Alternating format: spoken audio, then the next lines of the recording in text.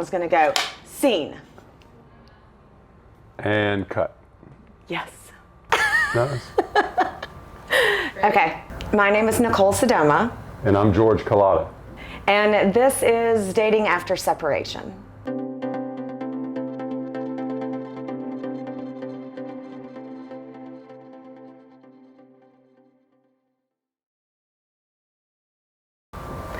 For me, I had no idea what dating after separation was going to look like. I think we had a very different approach to what that would be. I was all about finding distraction and throwing myself into anything and everything I could. I think my approach was more embracing the peace and getting to know myself again. After almost 2 decades of marriage, sometimes you can lose your own voice, and I thought it was just a great time to reflect and get to know myself again.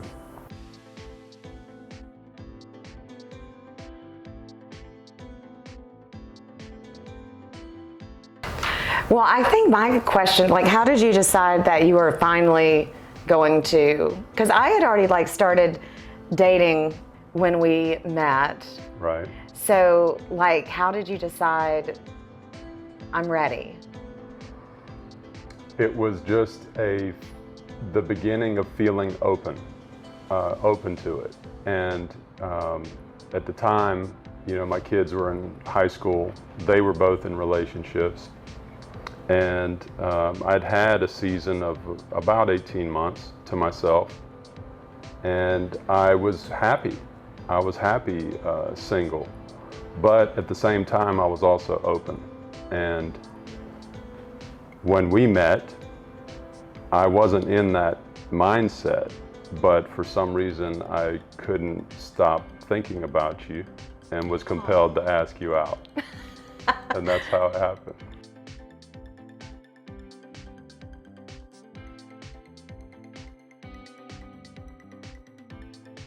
Did you know how you were going to ask me out?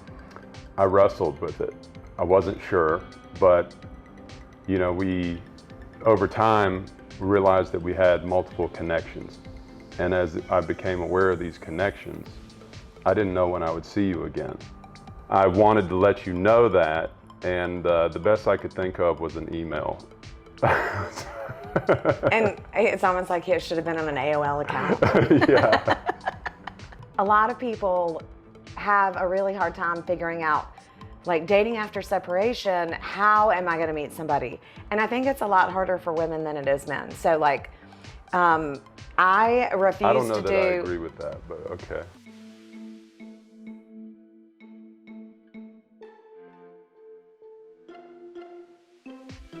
I think one of the best pieces of advice that I can give clients and friends that are separating is figure out what kind of human you want to be with, and also figure out who you are now, not who you were trying to be in the relationship before your marriage, but who do you want to be, what kind of person do you want to be with, and who are you?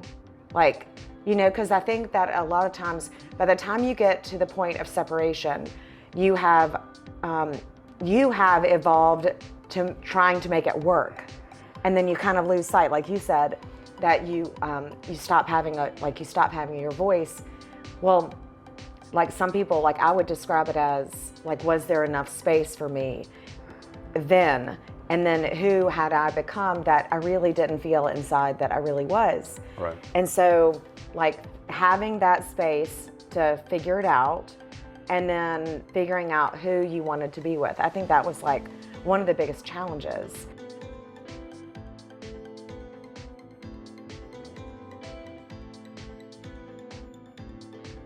Would you advise people to go on a dating site? Sure, why not? But I think for me, there's business to be handled first before you get there. So obviously there are always lessons to be learned from the marriage that just ended. And there's even grieving, whether you're the one who initiated it or not. it is the end, and it's important to actually experience the end and not try to run from it. How about you? Were you on dating sites? No. No, weren't? I was not on dating sites. I had, the week that we met, I had just decided that I would consider a matchmaker. And I had scheduled the first date with somebody that I was being set up with. Okay, so no matchmakers for you, no dating sites. What's another way for dating after separation that you would have been, like, were people trying to set you up? Oh, wait, hysterically, Yes. in our consult, I told you that you weren't allowed to date because it was going to muddy the waters. Right. Yeah. Yes. Right. I remember during the consult, there was a question that you posed, are you dating anyone? And I remember pausing before I answered it, and I said no. And you said, why did you pause? And I said, well, a friend just invited me over for a drink this week. And I said, nope, you can't go. But I haven't gone yet. She said, was this a friend during the marriage? Oh, yeah, because... And I said, yes. And she said, don't go.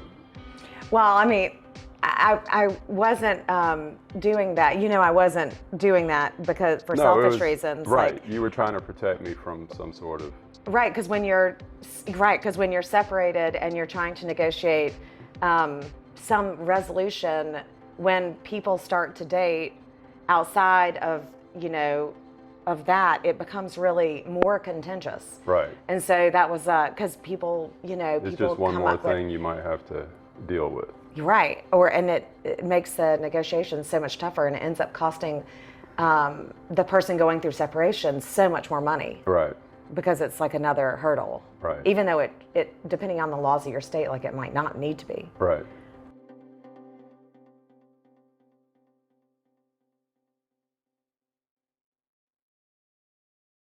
So the way that George and I met was he got referred to me.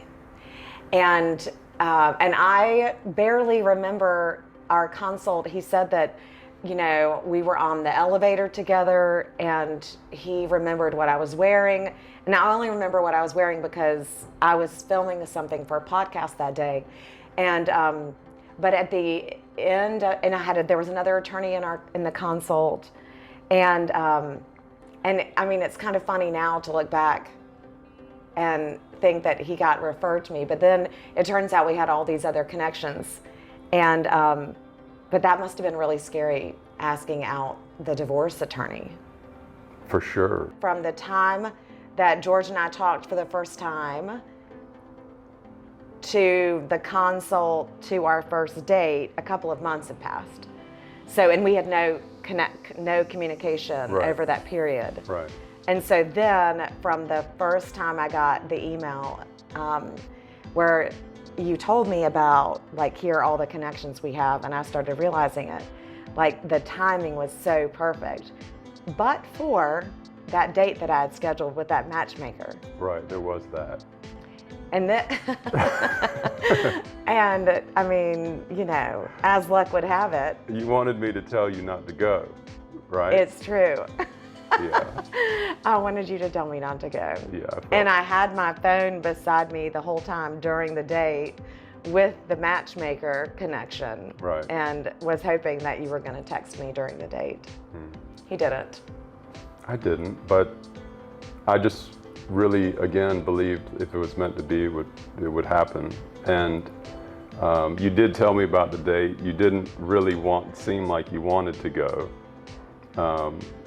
But it was already on the schedule, so you went. And I wasn't sure if you were going to go. And I remember looking at my phone during that time and thinking, wow, like, she's kind of gone silent. Maybe she did go on that date. So, I was glad to hear afterwards that it wasn't anything too special. So, well, I mean, it could have been, but it wasn't. So he emailed me, and Do you remember the subject line? The subject line was "small world ... Right. And then now that I know this man who I call the beautiful giant Egyptian. Yeah. I know how long it took him to write that email. It had to have been an all-day affair. First of all, the fact that it had perfect punctuation was critical to our existence. So he asked me, he told me all the ways that we knew each other. I barely remembered meeting him in a consult, and you know, I'm so all business at work. So it was nice to get an email from him, and the timing was perfect. And he gave me 3 options, which is a great idea when you're asking somebody on a date, because you really don't know like what they enjoy. He asked me if I wanted to go on I had oversold my ability to ride a bike. That is accurate, right? Right, and I was riding about 100 miles a week at that time. And I was riding on the Peloton. Right. Barely. In fact, I think one of the reasons that you felt like it was safe to ask me on a date was because I quoted Robin Arzon, right? Right, I thought you were actually maybe prompting me to ask you out. Do you remember the quote? Do you remember the quote? I would rather to have gone too far than to have not gone at all. So good, right? Yeah.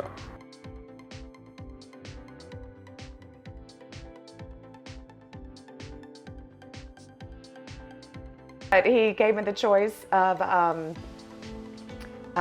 going on a bike ride. On the Greenway. Right. You'd never ridden on the Greenway. Right, and then the second was going to dinner at what was my favorite restaurant at the time, or going to have coffee. And You fire people over coffee, so you said no. I don't. To the coffee. That's what I said, which was really pompous. But and then I like the idea. We had settled on the bike ride. Right. We settled on the bike ride. This was a Tuesday night. Right. And do you remember after I emailed you that, what happened next? No. You called me. Oh, by mistake. By accident. And it was the first time that I'd heard his voice. On the phone. On the Yeah. phone. And I remember where I was sitting. I heard his voice. This is probably what sealed the deal, I think.